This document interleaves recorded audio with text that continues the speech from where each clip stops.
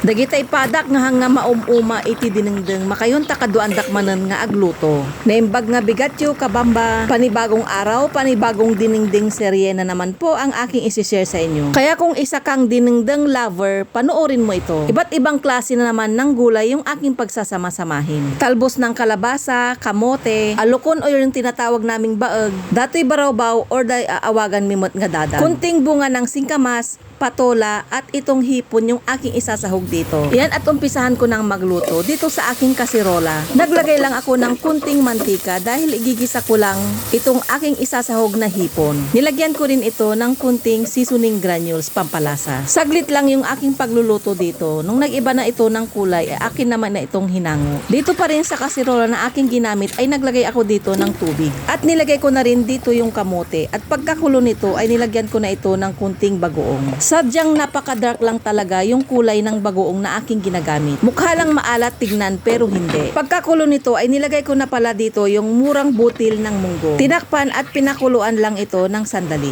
Una ko talagang nilalagay yung buto nito. Dahil yung mga susunod na gulay na ilalagay ko dito ay ilulutuin ko lang ito sa half cook. Pagkakulo nito ay nilagay ko na rin dito yung bunga ng balatong. Yan at isinunod ko na rin dito na ilagay yung bunga ng singkamas. Dahil mahal ang presyo ng singkamas, kaya halagang 20 pesos lang yung aking binili. Yan at ilalagay ko na rin dito yung patola. 20 pesos sa isang balot pala ang presyo nito. Di ko ito lahat nilagay dahil medyo marami na. Mas maganda na bilhin yung nagayat na o kaya yung nabalatan na. Mas nakakatipid ka rin minsan pag yung binibili natin ay tumpok-tumpok kesa yung per kilo. Pagkalagay ko naman dito sa patola ay nilagay ko na rin dito yung hipon na aking niluto kanina. Isasabay ko na rin kasi yung pagpapakulo natin dito sa hipon para magkalasa yung sabaw ng ating dinengdeng. Saglit ko lang ito pinakuluan at isinunod ko na rin nilagay dito yung alukon. Or sa Tagalog, tinatawag nila itong himbabao. At baeg naman ang tawag namin dyan dito sa aming lugar. Ikamot ng datoy tibasit nga bitchin na nuagos usar ka Syakot inikak datoy lang tibasit. Mayat mo tibitchin kakabsat hamulang subsubraan te kabin. Nung napakuluan ko na rin ng konti yung aking nilagay na himbabao, ay nilagay ko na rin dito yung ating panghuling gulay. Ito ay yung talbos ng kalabasa. Yung iba ay hindi nila alam na ginugulay yung talbos ng kalabasa. Kung di ka pa nakapag-try na magluto ng talbos ng kalabasa, itry mo itong ilahok sa iyong dinengdeng.